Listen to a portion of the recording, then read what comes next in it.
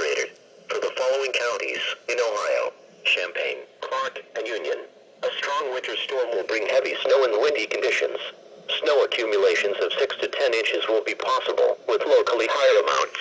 The heaviest amounts will most likely occur along and just north of the Interstate 70 corridor. Snow is expected to develop after 1 a.m. Christmas night and continue through Wednesday, before tapering off Wednesday night. The highest snowfall rates and winds are expected to occur around daybreak and last into the early afternoon.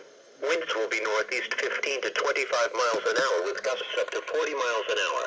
Temperatures will be in the upper 20s with wind chills in the teens. Impacts: extremely dangerous travel conditions are expected due to heavy snowfall and strong winds. Visibilities will be near zero in snow and blowing snow. Strong winds may down power lines and tree limbs, causing power outages. Large drifts could cause the roads to become impassable. Remember, a blizzard warning is issued when sustained wind speeds or frequent gusts of over 35 miles an hour are expected with considerable falling and or blowing and drifting snow. Visibilities will become poor, with whiteout conditions at times. Check with local authorities for current road conditions.